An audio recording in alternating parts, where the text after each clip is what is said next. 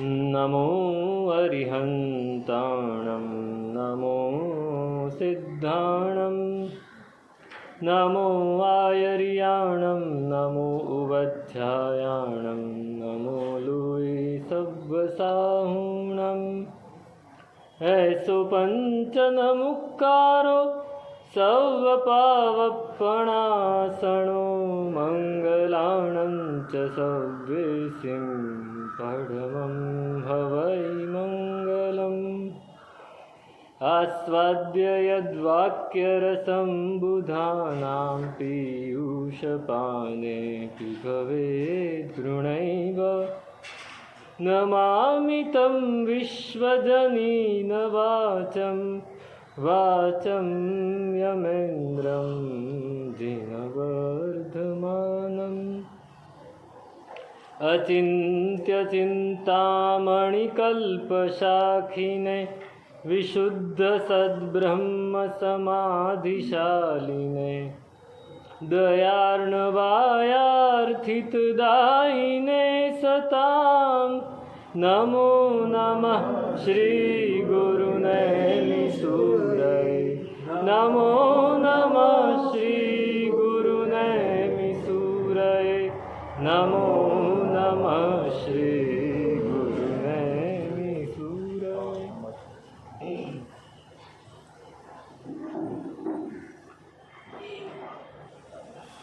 मज्जत्यग्नः पिलाज्ञाने विष्ठायामिव शूकरः ज्ञानी निमज्जति ज्ञाने मराल इव मानसे। આગલું અષ્ટક એમાં મોહનો ત્યાગ કરવાની વાત કરી છે. મોહ કોણ ત્યજી શકે?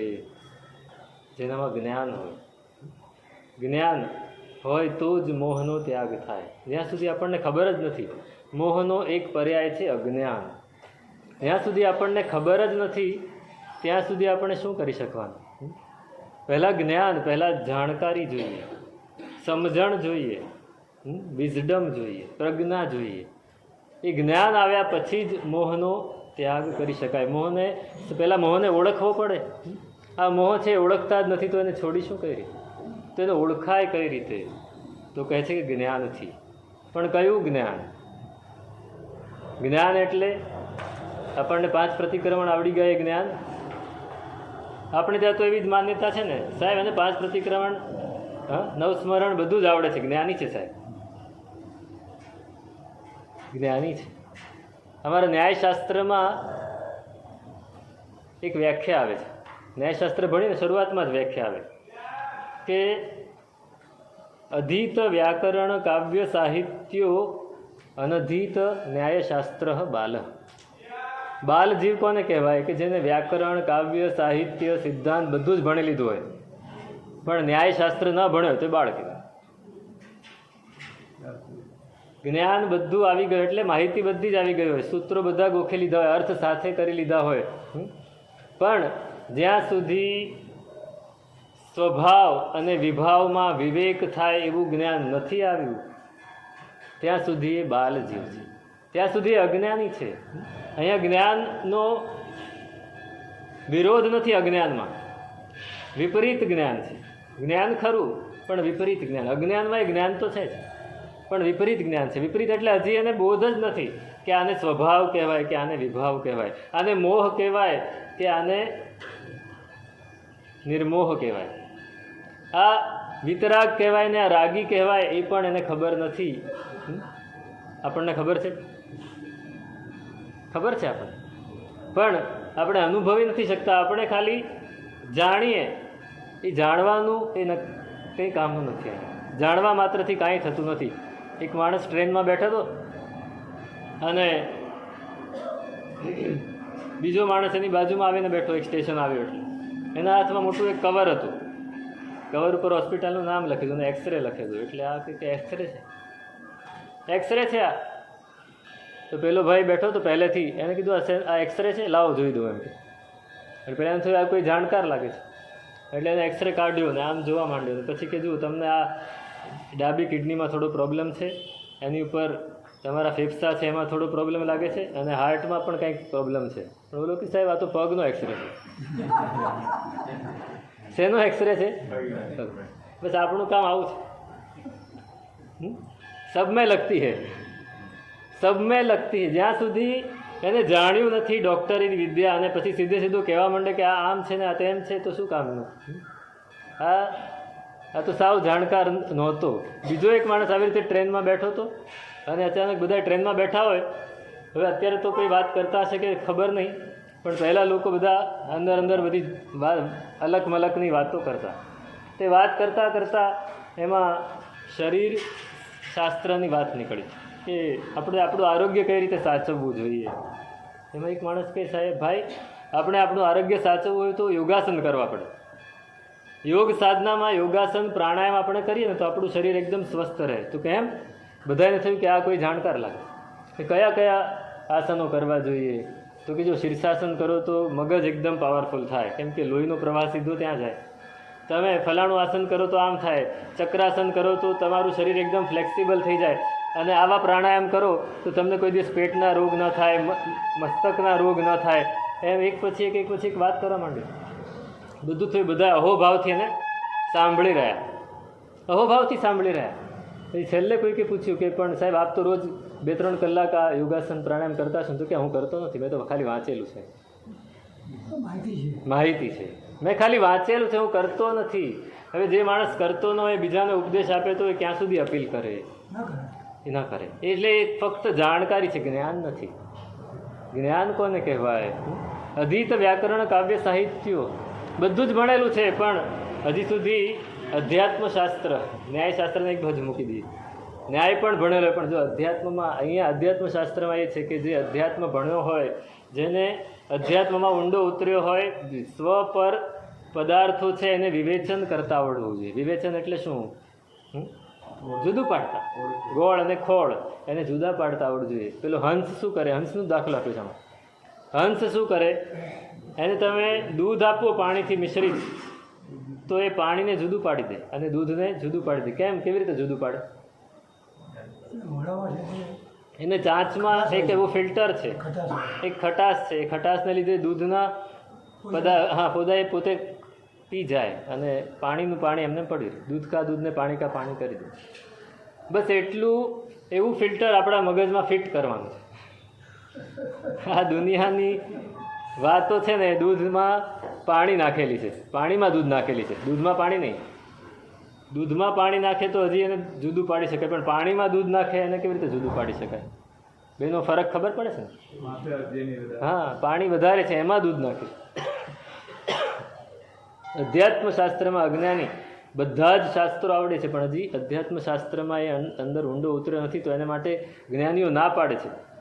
કોની જેમ? ગમે એટલું જાણે, ગમે એટલું ભણે, પણ અંદરથી જાગે નહીં. અંદરથી જાગવું પડે, અંદરથી જાગવું પડે. અંદરથી કંઈક સ્પાર્ક થવો જોઈએ. અંદરથી ચિનગારી, એક જ દે ચિનગારી મહાનલ, એક જ દે ચિનગારી. એક અંદરથી એક ચિનગારી જાગવી જોઈએ. ચિનગારી જ્યાં સુધી અંદરથી નહીં જાગે ત્યાં સુધી અધ્યાત્મમાં આપણે ઊંડા કઈ રીતે ઉતરશું? નહીં ઉતરીએ તો આ સંસારને કાપીશું કઈ રીતે? હા, આપણે અહીંયા આપણું નામ કરવું છે, લોકોમાં વાહવાહ કરવી છે, આપણે કંઈક છીએ એવું બતાડવું છે, તો બધું જ થઈ શકે. તો આની કાંઈ જરૂર નથી.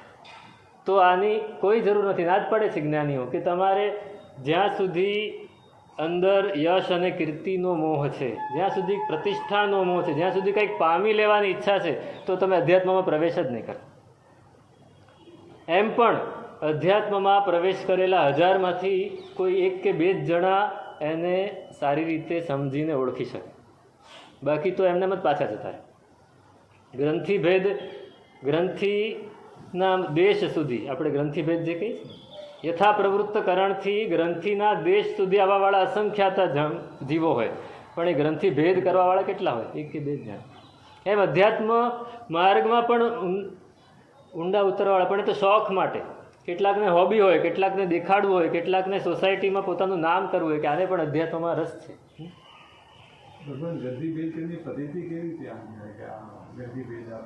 ગ્રંથિ ભેદ કર્યો એટલે તીવ્ર રાગ અને દ્વેષ આપણા ઓછા થઈ જાય. આપણા મનમાં જે જે મોહ છે પદાર્થો પ્રત્યેનો, પૂતગલ પ્રત્યેનો, એ તરત જ આપોઆપ જે ઘટવા માંડે, એને ખબર જ પડી જાય કે હવે મને આ સંસારમાં બિલકુલ રસ નથી, જે કરું છું એ ફરજ માત્રથી કરું છું. સમ્યક દ્રષ્ટિ જીવડો કરે કુટુંબ પ્રતિપાળ, અંતરથી ન્યારો રહે જીમ ધાવ ખેલાવત બાળ. બસ આ અંદરથી આપણે આ બધાથી જુદા છીએ એવું સહેજ પણ અનુભવાય છે ખરું? સહેજ પણ અનુભવાય. આ જે મારે કરવું પડે છે હું કરું છું, પણ હકીકતમાં મારું કાર્ય તો જુદું છે એવું એક પણ ક્રિયામાં આપણને ફીલ થયું, રિયલાઇઝ થયું નથી થયું? જો રિયલાઇઝ થાય તો સમજવું કે આપણે સમ્યક દર્શનની ક્યાંક નજીક છીએ. સમ્યક દર્શનની નજીક છીએ હજી, એ નિશ્ચય સમ્યક દર્શન. વ્યવહારથી આપણામાં શ્રદ્ધા છે એનો કંઈ બાદ નથી, શ્રદ્ધા તો છે જ, પણ એ શ્રદ્ધા હજી અઠ્ઠી મીંજે અસ્થિ મજ્જા સુધી નથી પહોંચી. લોહી સુધી પણ પહોંચી છે ખરી? અસ્થિ મજ્જાની વાત જવા દો. અસ્થિ ને મજ્જા એ 5મી ને 6ઠ્ઠી ધાતુ છે, લોહી એ બીજી ધાતુ છે. સૌથી પહેલો રસ, પછી લોહી, પછી મેદ, પછી માંસ, પછી અસ્થિ ને પછી મજ્જા અને પછી વીર્ય. તો આપણી શ્રદ્ધા ક્યાં સુધી પહોંચી? આ ચામડીને ભેદીને અંદર પહોંચી ખરી? તો ચામડીને ભેદીને લોહીમાં પણ અંદર જો શ્રદ્ધા પહોંચી હોય ને તો એના દેદાર જુદા હોય, એના દેદાર જુદા હોય. એ સુલસા શ્રાવિકા જેવી કોઈક જ હોય કે જેનામાં આવી શ્રદ્ધા હોય. તને જેણે અંદરથી વિવેક પ્રાપ્ત કર્યો છે, સ્વભાવ અને વિભાવને જેણે ઓળખી લીધો છે, એ કોઈ પણ પ્રસંગમાં, કોઈ પણ પરિસ્થિતિમાં આ સ્વભાવ છે અને આ વિભાવ છે એ આપોઆપ જેને ખબર પડે અને એ સ્વભાવમાં જ રમે, વિભાવને એક બાજુ મૂકી દે, એ છે જ્ઞાની. તૃષ્ણા બુઝાવે સોહી જ્ઞાન, આચરણમાં આવે એ જ જ્ઞાન. તદ જ્ઞાનમેવ ન ભવતિ યસ્મિન ઉદિતે વિભાતિ રાગગણ તમસઃ કુતોસ્તિ શક્તિર દિનકર કિરણાગ્રત સ્થાતુમ. સિદ્ધસેન દિવાકર શ્રી ભગવંત કહે છે કે તદ જ્ઞાનમેવ ન ભવતિ, જે જ્ઞાન અહીંયામાં પ્રગટ્યું, જે જ્ઞાન આપણા મનમાં આવ્યું, જે જ્ઞાન આપણા આત્માને, જે જ્ઞાને અજવાળ્યું, એ જ્ઞાન હોય તો પછી રાગ દ્વેષ આવે જ નહીં.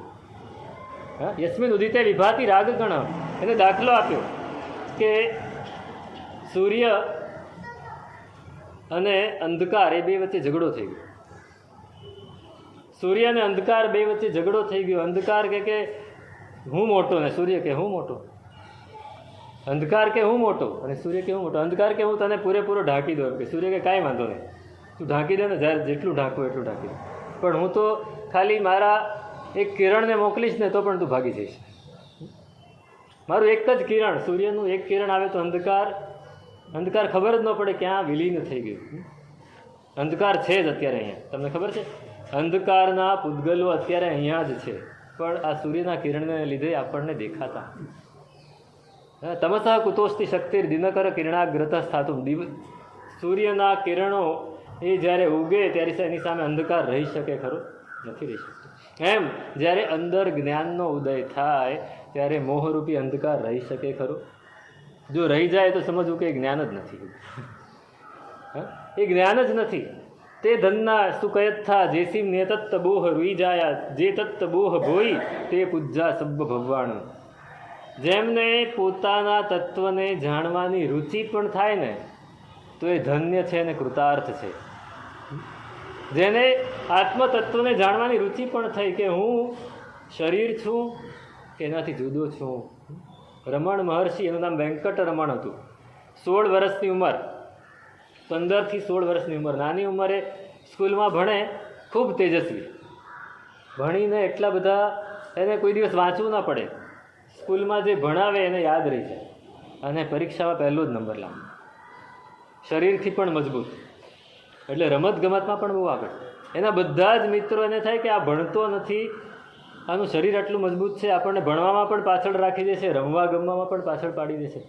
બધામાં એને જ મેડલ મળે, બીજા કોઈને કાંઈ ન મળે.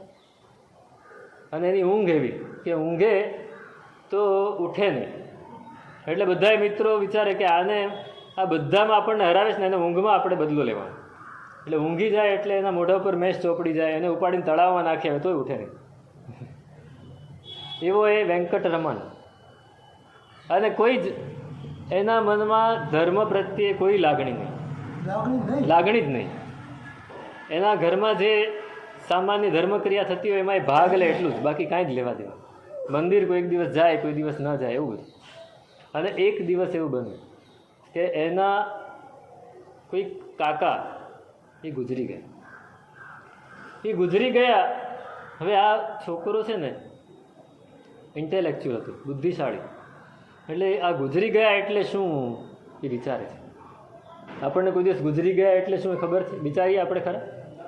મરી ગયા એ નથી હવે એ ખબર છે આપણને, એટલે આપણે વિચારતા જ નથી. પણ એ છોકરો વિચારે છે કે ગુજરી ગયા એટલે શું, ગુજરી ગયા એનો શું અનુભવ હોય. એટલે એને જોયું કે આનું શરીર તો અહીંયા જ પડ્યું છે, તો હું સૂઈ જાઉં. ગુજરી ગયાનો અનુભવ લેવો છે, મૃત્યુનો અનુભવ લેવો છે એમને. તો કે હું પણ સૂઈ જાઉં. હવે એમને જોયું કે આ સૂઈ ગયા છે, એનો શ્વાસ પણ નથી ચાલતો, એની સહેજ પણ હલનચલન પણ નથી. પોતે એકદમ શરીરને સ્થિર કરી દીધું, હલનચલન પણ બંધ કરી દીધું. પછી વિચાર્યું કે શ્વાસ તો ચાલુ છે જ, એનો શ્વાસ બંધ થઈ ગયો. તો પોતે શ્વાસ પણ એકદમ મંદ કરી દીધો અને ધીમે ધીમે શ્વાસને અટકાવવાની કોશિશ કરી.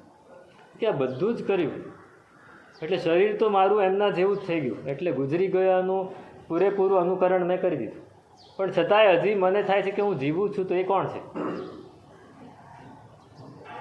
હવે આ બધું થઈ ગયા પછી એની અંદર કોઈક એવી ફિલિંગ થાય છે કે હજી હું જીવું છું, હજી હું આ વિચારું છું, હજી હું આને માટે વિચારી શકું છું, જોઈ શકું છું. તો એ છે કોણ? એને પ્રશ્ન થયો. આપણને પ્રશ્ન નથી થતો, એને પ્રશ્ન થયો કે આ છે કોણ, અને એ છે કોણ, હું કોણ. આ જે પ્રશ્ન થયો ને, હું કોણ, એ હું જે છે એ કોણ છે? આ શરીર તો હું નથી, કેમ કે આને તો મેં છોડી દીધું છે.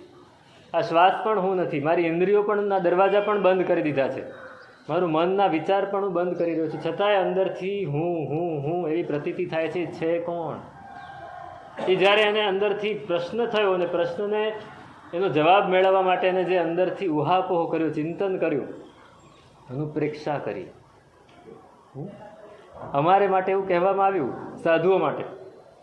શ્રાવકો તો કદાચ કરે કે ન કરે અલગ વસ્તુ છે. સાધુઓ માટે કહેવામાં આવ્યું કે સ્વાધ્યાયના કેટલા પ્રકાર છે? 5. વાચના, પૃચ્છના, પરાવર્તના, ધર્મકથા અને અનુપ્રેક્ષા. અનુપ્રેક્ષાને પાછળ મૂકી, ધર્મકથા પહેલાં. આ 5 જે સ્વાધ્યાયના પ્રકાર છે, સાધુ એમાંથી 4 કરતો હોય, વાચના લેતો હોય, પૃચ્છના કરતો હોય, પરાવર્તના સ્વાધ્યાય પણ કરતો હોય, એનું ચિંતન પણ કરતો હોય, અને ધર્મ કથા પણ કરતો હોય, વ્યાખ્યાન પણ આપતો હોય. પણ જો અનુપ્રેક્ષા ન કરતો હોય તો એ અજ્ઞાની છે. શું છે? જ્ઞાની. આ અનુપ્રેક્ષા છે. હું કોણ? એને પ્રશ્ન થયો, હું કોણ? અનુપ્રેક્ષા કરવાથી ભાવના જ્ઞાન આવે છે. 3 પ્રકારના જ્ઞાન છે, ખબર છે? હરિભદ્ર સુરી મહારાજે 3 પ્રકારના જ્ઞાનના પણ 3 પ્રકાર પાડે છે. આપણે 5 પ્રકાર કહીએ છીએ નહીં, એમને જ્ઞાનના જે આપણને રિલેટેડ જ્ઞાન છે એના 3 પ્રકાર પાડે છે. પહેલું છે શ્રુત જ્ઞાન, બીજું છે ચિંતા જ્ઞાન, અને ત્રીજું છે ભાવના જ્ઞાન. શ્રુત જ્ઞાન, ચિંતા જ્ઞાન અને ભાવના જ્ઞાન. ભાવના અને અનુભવ જ્ઞાન પણ કહેવાય. શ્રુત જ્ઞાન એટલે તમે સાંભળ્યું અને તમારા મનમાં એનું બીજ પડ્યું, આ શ્રુત જ્ઞાન છે. કોઠારમાં બીજ પડેલું છે, હા, ઘઉંના દાણા તમારા ઘરમાં ગુણ ભરીને પડેલા છે, એ તમે ઘરમાં લઈ આવે, એ શ્રુત જ્ઞાન છે. શ્રુત જ્ઞાન છે. હવે એમાંથી રોટલી બનાવવી હોય તો ઘઉંના દાણા કાંઈ કામ લાગે ખરા? સીધા નહીં લાગે. એને શું કરવું પડે? પીસાવવા પડે. એને પહેલાં સાફ કરવા પડે, પછી પીસાવવા પડે. પીસાવેલા પણ લોટ પણ કાંઈ કામ, લોટ કોઈ ફાકે નહીં. એને લોટમાં મોણ, પાણી વગેરે નાખીને લોટ બાંધવો પડે. કણક બાંધીને એના લુવા બનાવવા પડે. લુવા બનાવીને એને વણવા પડે. વણીને પછી શેકવું પડે. શેકીને પછી ઘી ચોપડવું પડે, તોય પેટ ભરાય, પછી ખાવું.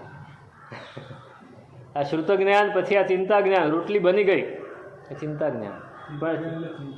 હા, ચિંતા જ્ઞાન એટલે ચિંતન ક્યાં સુધી? તમને રોટલી બનાવી દીધી ત્યાં સુધી. પણ અનુપ્રેક્ષા, ભાવના જ્ઞાન, એ તમે રોટલી ખાઈ લીધી, તમને અનુભવ થયો કે આ રોટલી, એમાં ઘઉંના એક દાણાનો સ્વાદ આવે છે. આવે છે કોઈ દિવસ? રોટલીમાં કોઈ દિવસ સ્વાદ આવે ખરો? કે શાકનો સ્વાદ આવે, કે મીઠાનો સ્વાદ આવે? એમને રોટલી ખાધી છે ખરી કોઈ દિવસ? એમને રોટલી ખાધી છે ખરી? એમને ભાખરી ખાધી છે ખરી? કદી નથી ખાધી. અહીંયા તે દિવસે એટલા માટે રાખ્યું હતું, પણ આપણે તો મીઠાઈ ને ફરસાણ ને એ જ બનાવી દીધું. હા, હકીકતમાં તમે એકલી વસ્તુ વાપરો. ભેંસ કોઈ દિવસ કહે ખરી કે મને ભાઈ આ દૂધમાં થોડું સાકર નાખી આપો ને, મને આ તમે શાક આપો છો પણ થોડું મીઠું ને મરી મરચું નાખી આપો તો મજા આવે, એવું નહીં કે એકલું જ ખાય છે. આ સિંહ ભોજન તમારે એકલું વાપરવાનું. તો ચિંતા જ્ઞાન એ આપણને રોટલી બનાવવા સુધી લે. ચિંતન છે ને આપણને ઉહાપો કરાવે. આ શું છે, આ શાસ્ત્રના રહસ્યો શું છે, શાસ્ત્ર શું કહેવા માગે છે. ચિંતન કર્યા વગર ત્યાં સુધી પહોંચાય નહીં. નથી આવતા ને કરવા પડે. હા, વિચાર હોય નહીં, વિચાર અંદરથી તમે શરૂ કરો. હા હા કામ ને છતાં પણ તમે એકવાર વિચાર કરવાનું શરૂ કરો. તમે નક્કી કરો, તમે બિઝનેસ કરો છો ને, તમે જે ધંધો કરો છો એમાં વિચાર કર્યા વગર કરો છો કે વિચાર કરીને કરો છો? એમાં કહો છો વિચાર આવતો જ નથી મને. કેમ કે તમને ખબર છે કે આ જો હું નહીં વિચારું, ગમે તેમ આંધળું ક્યાં કરીશ તો નુકસાન થવાનો સંભવ છે. ગમે તેને હું માલ આપું તોય તમે નથી આપતા કે વિચાર કરીને આપું. એમ અહીંયા વિચાર કરો કે આ મેં સાંભળ્યું એ શું છે, એ ગુરુ ભગવાન શું કહેવા માગે છે. તમે વિચાર કરશો તો પ્રશ્ન થશે.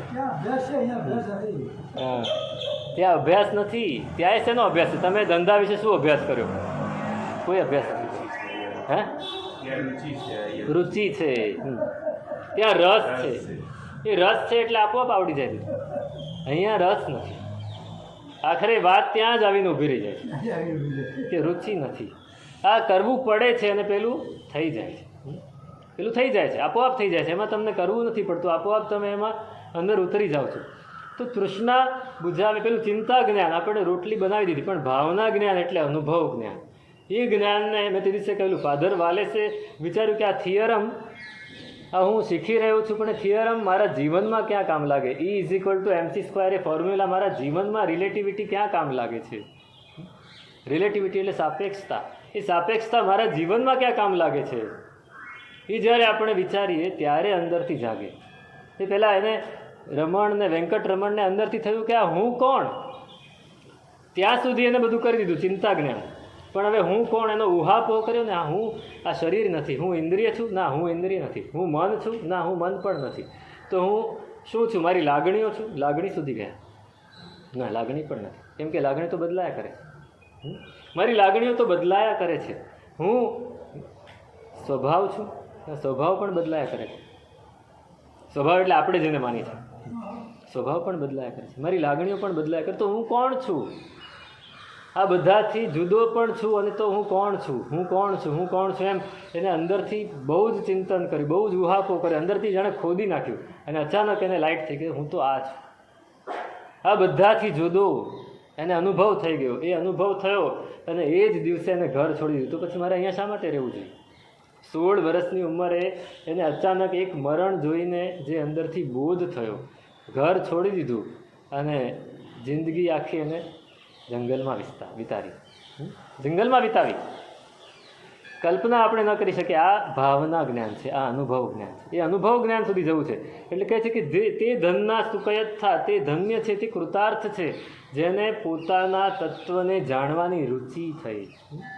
આપણને એ જ્ઞાન મેળવવાની રુચિ આપણને થઈ ખરી? વિષ્ઠામાં બહુ જ ખરાબ એમને ઉદાહરણ આપ્યું છે કે મજ્જત્યજ્ઞ કિલા જ્ઞાને વિષ્ઠાયામિવ શું કર. એક સુવર છે, એને ક્યાં આનંદ આવે? વિષ્ઠામાં. એને ગટરમાં જ આનંદ આવે. એને ગટરમાં જ આનંદ આવે. પેલા એક લૌકિક કથા આવે છે, તમે કદાચ સાંભળી પણ હશે, કોઈ ભગવંતે કહી હશે કે એકવાર વિષ્ણુ અને લક્ષ્મીજી એ નીકળ્યા છે ફરવા માટે. અને ફરતા ફરતા ફરતા કોઈ ગામની બહાર એ જઈ રહ્યા હતા અને એની નજર લક્ષ્મીજીની નજર પડી. જગત માતા છે લક્ષ્મી. એટલે એને થયું કે આ ગામની બહાર આખું ભૂંડનું એક ફેમિલી સકુટુંબ ત્યાં રહે છે અને બહાર આખી ગટર છે. ગટરમાં એનું નિવાસ સ્થાન છે. બધા નાના નાના બચ્ચા અને પેલું ભૂંડ, એની પત્ની, બધા જ આખું કુટુંબ ત્યાં રહે છે અને એમાં ને એમાં જ જીવ્યા કરે છે. એટલે પેલી માતાએ, જગન માતા છે ને, એને વિષ્ણુજીને કીધું, અરે આ તમારું રાજ કેવું કે આમાં આવી રીતે જીવવું પડે? આ લોકોએ પોતાના એઠવાડ, પોતાની ગંદકી બધી જ્યાં ઠલવી છે એની અંદર આ ભૂંડ રહે. તમે કરો છો શું? એમ કે એને બહાર કાઢો, એને કંઈક સારી જગ્યા આપો. એમ કે તો કે એની એ જ પરિણતિ છે, એ ત્યાં જ રહી શકે, એને ત્યાંથી કઢાય નહીં એમ. પણ હું ના માનું, મારે તો બધાય બાળકો, હું માતા છું, આખી દુનિયા મારા બાળકો છે, મારા બચ્ચા છે, હું જોઈ ન શકું, તમે એને ત્યાંથી બહાર કાઢો. પણ એ નહીં આવે, એ તમે કહો છો. હંમેશા પિતાનું હૃદય નિષ્ઠુર હોય, એવું કે ને, પિતા થોડા કઠોર હોય, બાળક પ્રેક્ટિકલ હોય સાહેબ. હા, પ્રેક્ટિકલી આપણે વિચારીએ, પણ લોકો એવું નથી વિચારતા. એ લોકો તો નથી જ વિચારતા. એ લોકો લાગણી કામ કરતી એ લોકોની. હા ફિલિંગ. હા, આપણે એ પિતા કહે છે કે વિષ્ણુ કહે કે એવું ના થાય, તો કે ના મારે તો કરવું જ છે, તો ચાલો કાંઈ વાંધો નહીં. આપણે હમણાં નારદજીને મોકલીએ, આપણા પ્રતિનિધિ નારદ છે, નારદને મોકલીએ, એ જઈને એ લોકોને લઈ આવશે. આપણે ક્યાં રાખવા, તો કે વૈકુંઠમાં લઈ જવા છે. પણ ભૂંડને વૈકુંઠમાં લઈ જવા છે, તો કે લઈ જવા છે, બસ આ મારી જીદ છે. હવે સ્ત્રી હઠ થઈ એટલે કાંઈ બોલાય એવું નહોતું. વિષ્ણુ તો પહોંચ્યા વૈકુંઠમાં, અને ત્યાં નારાયણ નારાયણ કરતા નારદજીને કીધું જાઓ જલ્દી, આ તમારી માતા ઓર્ડર આપે છે, જાઓ જઈએ.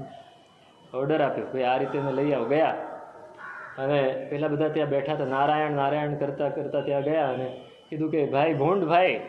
તો કે હા બોલો. તો કે તમને એક ઓર્ડર છે ભગવાનનો. તો કે કોણ ભગવાન? ભગવાન કોણ છે?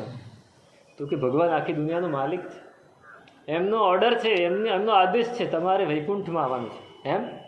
તો વૈકુંઠમાં શું છે એમ? તો કે વૈકુંઠમાં આવી સગવડો છે, આમ છે તેમ છે. તો કે એમ? હા, તો તમારે આવવાનું છે, ચાલો તૈયાર થઈ જાઓ બધા. તો કે એમ નહીં, મારે હોમ મિનિસ્ટરને પૂછવું પડે. હોમ મિનિસ્ટરને પૂછવું પડે. તો કે પૂછી આવો. પૂછવા ગયા, તે પેલી સાથે બહાર આવી કે એ હું કોણ છે ભૈયા, સંક્ષેપમાં જ કહી દઉં છું.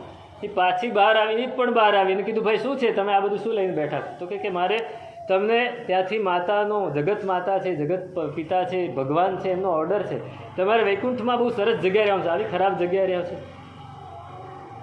તો ત્યાં મળશે શું, કઈ કઈ સગવડ મળશે અમને કહી દો. તો બધી સગવડની એને વાત કરી, આમ મળશે તેમ મળશે, તમને રહેવા માટે જલસા, બધા નંદનવન છે, માનસ સરોવર છે, આ છે તે છે, બધું તમને ખાવા માટે એટલા ફળો મળશે, બધું જ મળશે. બધું જ મળશે ને, પણ ત્યાં ગટર મળશે? ત્યાં ગટર મળશે ખરી? હા, ગટરમાં બધું આવી ગયું. આ મળશે, ગંદકી મળશે? તો કે અલા શું કરો છો, શાંતમ પાપમ. ત્યાં ગંદકી ના હોય, ત્યાં તો બધું ચોખ્ખું ચોખ્ખું હોય. ભગવાને કહ્યું છે ચાલો એમ કે. તો કે ભગવાન કોઈ મોટો ભૂંડ છે એમ કે? ભૂંડને માટે તો ભગવાન પણ એક, એને માટે શું છે? બસ આપણે જે સંસારના કલણમાં ફસેલા છીએ ને, એ આ જ આપણી પરિસ્થિતિ છે. મજ્જત્યજ્ઞ કિલાજ્ઞાને વિષ્ઠાયામ એવો શું કરે? અજ્ઞાની એટલે આ અજ્ઞાની, જેને સંસાર અને મોક્ષનો ભેદ જાણ્યો નથી, જેને કર્મ અને આત્મા એનો ભેદ જાણ્યો નથી, જેને પૂતગલ અને પોતાનું સ્વરૂપ એને બંનેને જુદા જાણ્યા નથી, એ જે અજ્ઞાની છે એને સંસારની જે ગટર છે એમાં જ આનંદ આવે. અને ગમે એટલું કહો તે પાછો ત્યાં જ જઈને ડૂબવાનું, ત્યાં જ જઈને ગમે એટલું સમજાવવામાં આવે, પણ જ્યાં સુધી અંદરથી પ્રતીતિ નહીં થાય ત્યાં સુધી જઈને પાછું એ જ શીખવાનું, એ જ કરવાનું. એટલે કહે છે કે તે ધનના સુકયત થા જેસી નિયતત્વ બોહ રુચિ જાયા. જેમને પોતાનું તત્વનું બોધ પામવાની ફક્ત રુચિ પણ થઈ ને, તો એના જેવો ધન્ય અને કૃતાર્થ કોઈ નથી. એનો અર્થ શું થયો કે એને ગટરમાંથી બહાર પણ કંઈક વસ્તુ છે એ જાણવાની રુચિ થઈ એને. બાકી તો અત્યાર સુધી આખી દુનિયામાં આપણને ગટર જ દેખાય છે, ભાઈ આ જ સારું છે, આ જ સારું છે, બીજું શું વળી મળી જવાનું? તમે ગમે એટલું કરો પણ પૈસા ખર્ચીને પણ આ જ મળવાનું છે, તો પછી શા માટે તમે બહાર જાઓ છો? અંદર જ રહો ને ભાઈ, એમ જ કહેવાવાળા છે. અને જે તત્વબોહ ભોય, જેને તત્વના બોધનો એક અંશ પણ જાણી લીધો, એની તો શું વાત કરવી, તો આખી દુનિયા માટે પૂજ્ય છે. પૂજ્ય છે, તત્વ જાણવું છે. પાયસમાં જીમ વૃદ્ધિનું કારણ ગોયમનો અંગૂઠો રે, જ્ઞાનમાહી અનુભવ તીમ જાણો, તે વિણ જ્ઞાન તે જૂઠો રે. કોણ કે છે? ઉપાધ્યાયજી ભગવંત જ કહે છે. પાયસમાં જીમ વૃદ્ધિનું કારણ ગોયમનો અંગૂઠો રે. ખીર તાપસોને પીરસી, એમાં વૃદ્ધિનું કારણ શું હતું? ગોયમનો અંગૂઠો. એમનો અંગૂઠો આપણને એ બહુ ગમે છે કે અંગૂઠે અમૃત વસે. આપણા અંગૂઠામાં પણ અમૃત વસે છે, પણ એને કાઢતા આવડવું જોઈએ, કાઢતા આવડવું જોઈએ. જ્ઞાનમાં અહીં અનુભવતીમાં જાણો, એમ આ આપણા જ્ઞાનમાં જ્યારે અનુભવ ભળે ત્યારે સતત વૃદ્ધિ જ થયા કરે, પછી કોઈ દિવસ હાનિ ના થાય, વૃદ્ધિ જ થયા કરે, વૃદ્ધિ જ થયા કરે, સતત વૃદ્ધિ થયા કરે. તે વગર આપણી પાસે ગમે એટલું જ્ઞાન હોય, ગમે એટલું ભેગું કર્યું હોય, બધું જૂઠું છે. સંશય ન વિભાંજે શ્રુત જ્ઞાને અનુભવ નિશ્ચય જેઠો રે, વાદ વિવાદ અનિશ્ચિત કરતા અનુભવ વીણ જાય હેઠો રે. સંશય ન વિભાંજે કે તમે ગમે એટલું જ્ઞાન ભેગું કર્યું હોય, ગમે એટલી માહિતી ભેગી કરી હોય, ગમે એટલા સૂત્રો ગોખી નાખ્યા હોય, ગમે એટલા શાસ્ત્રો ભણી લીધા હોય, એના પદાર્થો બધા જ મોટે હોય, બધા જ પદાર્થો મોટે હોય, પણ જ્યાં સુધી અનુભવ નથી, જ્યાં સુધી અનુભવ નથી, અનુભવ નથી ત્યાં સુધી શું થવાનું? તો કે તમે ચર્ચા કર્યા કરશો, તમે વાદ વિવાદ કર્યા કરશો, તમે ચિંતન કર્યા કરશો, તમે બધું જ કર્યા કરશો, પણ એનો સ્વાદ નહીં ચાખી શકો, એનો સ્વાદ નહીં ચાખી શકો. જેમ વેઇટર છે એ હોટલમાં તમે જે ઓર્ડર આપો બધું જ લઈને આવે, પણ એને ચાખવા મળે કોઈ દિવસ? એ ખાલી જોઈ રાખે, સુગંધ પણ લઈ શકે, પણ ચાખી ન શકે. એ ચાખે ને, એ ચાખી ન શકે. એમ આપણે બધું જ, આપણે વેઇટર જેવા છીએ. ભગવાનનું જ્ઞાન આવ્યું, આપણને આપણે જોવા માટે મળે, બસ આપણને ચાખવા નહીં મળે. ચાખવું છે તો અંદર ઉતરવું પડશે, એ જ્ઞાન તરફ આગળ વધવું પડશે. સંશય નહીંતર શંકા હંમેશા રહેશે, શંકા રહેશે. જ્યાં સુધી શંકા, જો કે આપણને શંકા જ નથી, એ બાબતમાં આપણે બિલકુલ નિશંક છીએ, પણ એ જ્યારે ખબર પડે ને ત્યારે જ શંકા થાય. શંકા ક્યારે થાય? જ્યારે અંદરથી પ્રશ્ન થાય તો. પણ આપણને પ્રશ્ન જ નથી થતો, આપણને જે મળ્યું છે આ અમે તો મોક્ષે જવાના જ છીએ. કેટલો વિશ્વાસ છે મોક્ષે જવાનો?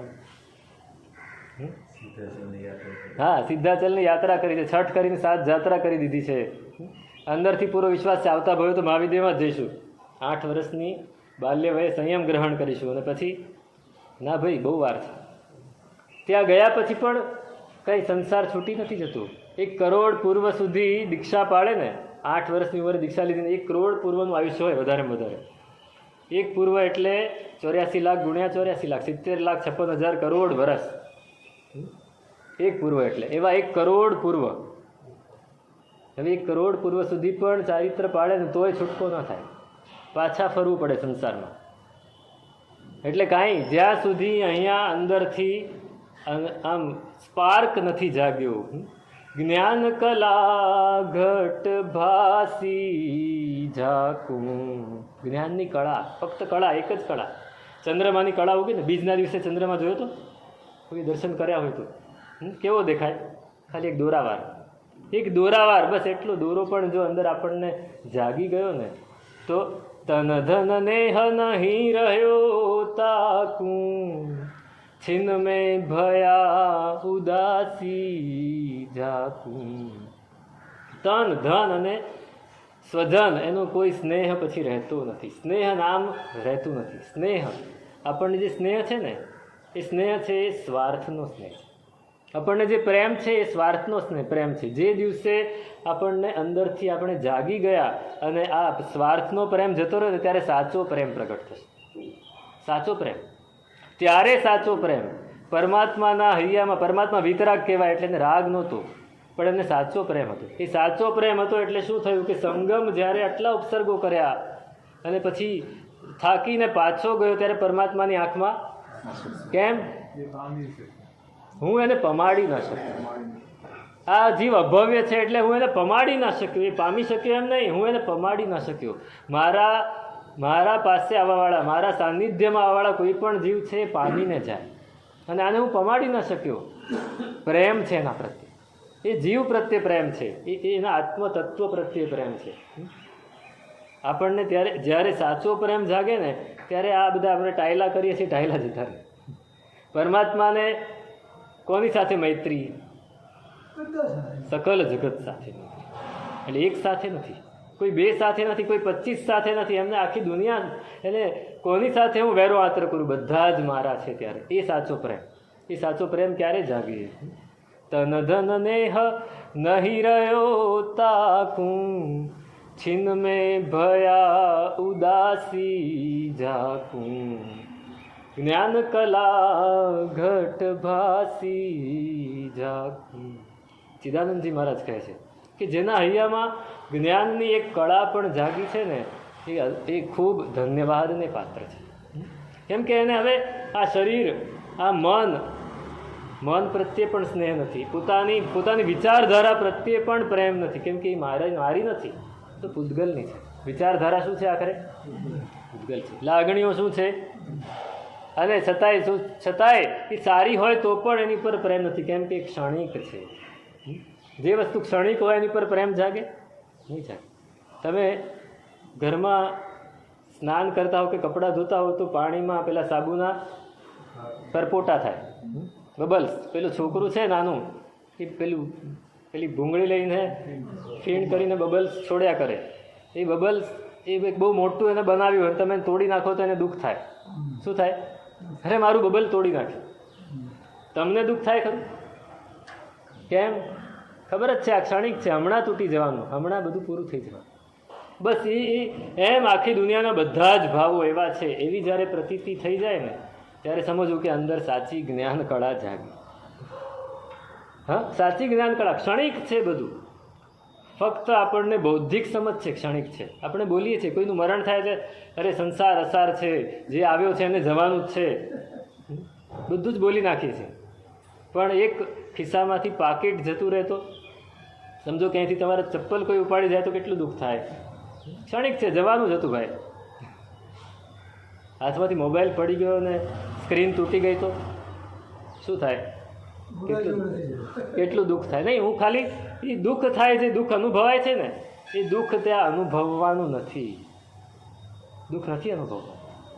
ત્યારે આપણા મનને જો બોધ થાય કે આ તો ક્ષણિક જ હતું, આમે તૂટી જવાનું હતું, આજે તૂટી તો કાલે તૂટે, ખાલી સમયનો જ ફેર હતો ને. અને એ સમય તો કાંઈ છે જ નહીં. સમય હા હા, પણ એ 48 કલાકે નીકળે છે ખરું ને? ફરક પડે છે ને. બસ તો એ ફરકને ઓછો કરી શકાય કે નહીં? મૂળ વાત ત્યાં છે. આપણે વિચાર કરીએ, ચિંતન કરીને આપણા મનને અટકાવતા જઈએ, સમજાવતા જઈએ ને તો એ 48 કલાકનું 48 મિનિટ સુધી પહોંચી જાય. ધીમે ધીમે એક સાથે ના પહોંચે.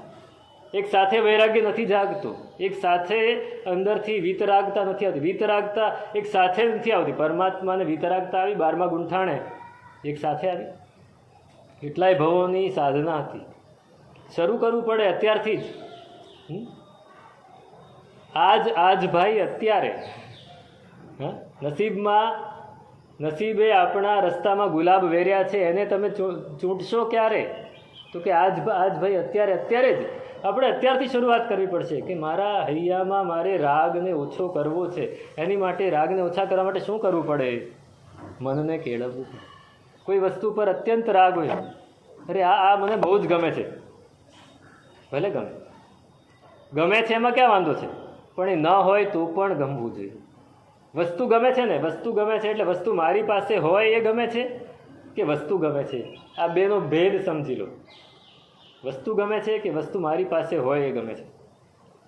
આપણને હા, આપણી પાસે હોય એ ગમે છે. એનો મતલબ કે વસ્તુ નથી ગમતી. જો વસ્તુ ગમતી હોત તો કોઈની પણ પાસે હોય, ગમે છે.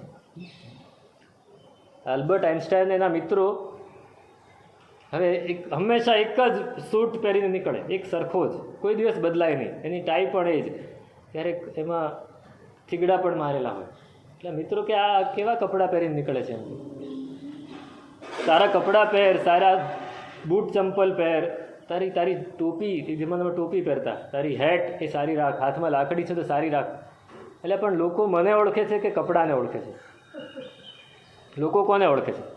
તો કે છતાંય તારે સારું પહેરવું જોઈએ, ચાલ મારી સાથે. બધાય મિત્રો પકડીને લઈ ગયા એને મોટા મોલમાં. ત્યારે જે સ્ટોર હતા, મલ્ટી સ્ટોર હતો આખું, બધી જ વસ્તુ મળે. કે ચાલ આમાં જોઈ લે, તારે જે જોઈતું એ લઈ લેજે. બધું જ જોયું, આખું ફરી વળ્યા ફરીને પછી પાછા દરવાજે આવ્યા. મિત્રો કે તારે જે લેવું એ લઈ લે. તું કે આટલી બધી સરસ વસ્તુઓ છે, બહુ જ સરસ છે, બહુ ગમી બધી વસ્તુ. તું કે લઈ લે. કે લેવાનું મન નથી થતું. એટલે પણ પૈસા તારે નથી, અરે પૈસા જેને પણ ચૂકવવાના હોય, પણ મને એમ થાય છે કે આ બધાય વગર હું ચલાવી શકું છું. આ બધાય વગર આ વસ્તુ હોય તો હું આઇન્સ્ટાઈન કહેવાઉં ને આ ન હોય તો હું આઇન્સ્ટાઈન ન કહેવાય, એવું તો બનતું નથી. આ બધાય વગર હું ચલાવી શકું છું, તો પછી મારે શા માટે લેવાનું? આ સાચો અપરિગ્રહ છે. આ શું છે? સાચો અપરિગ્રહ. ગુણ બધેથી લેવાના છે. આ સાચો અપરિગ્રહ છે. એને અંદરથી અનુભવ થઈ ગયો કે આ બધાથી હું જુદો છું. એક વૈજ્ઞાનિક અને એક જ્ઞાની, એ બેમાં કોઈ જાજો ફેર નથી. વૈજ્ઞાનિક પણ પરીક્ષણો કરે છે, જ્ઞાની પણ પરીક્ષણો કરે છે. વૈજ્ઞાનિક બાહ્ય પરીક્ષણો કરે છે, જ્ઞાની અંદરના પરીક્ષણો. બંને જો સાચા માર્ગે હોય તો બંનેને બોધ થયા વગર રહેતો નથી. આઇન્સ્ટાઈનને બોધ થયેલો કે આ બધું એ હું નથી, હું તો આ બધાથી જુદો છું. બોધ થઈ ગયો. તો શ્રુત જ્ઞાન આપણે ફક્ત સાંભળી લીધું, જાણી લીધું, એનાથી કાંઈ ફેર નથી પડવાનો. એને અંદર ઉતારવું પડશે. ત્યારે કહેવાશે કે જ્ઞાની શ્વાસોચ્છ્વાસમાં કરે કર્મનો છે, પૂર્વ કરોડ વર્ષા લગે અજ્ઞાની કરે. તે મેં કહ્યું ને 8 વર્ષની ઉંમરે દીક્ષા લીધીને એક પૂર્વ કરોડ સુધી દીક્ષા પાડીને તો પણ જો અંદરથી એ બોધ નહીં થયો તો નકામો જશે. ત્યાં એ જ્ઞાની લેવાનું છે. હા, જે વિચાર આવડી ગયા એ જ્ઞાની નહીં. નવતત્વના નામ આવડી ગયા એ જ્ઞાની બિલકુલ નહીં. જેને નવતત્વ અંદર અનુભવ્યા, આત્મતત્વને જેણે અનુભવ્યું એવો જ્ઞાની જ્યારે એ શ્વાસોચ્છ્વાસ, ફક્ત શ્વાસોચ્છ્વાસ જેટલો જ સમય એ ચિંતન કરે ને, એટલો જ સમય જો એ અંદર ઉતરે ને તો પણ એવા કર્મોને ખપાવી દે કે અજ્ઞાની કરોડ વર્ષે પણ ન ખપાવે. કષ્ટ કરો સંજમ ધરું ગાળો નિજ દેહ, જ્ઞાન દશા વીણ જીવને નહીં દુઃખનો છે હ, આત્મતત્વ વિચારીએ. ઉપાધ્યાયજી મહારાજ બધે આ જ વાત કરે છે.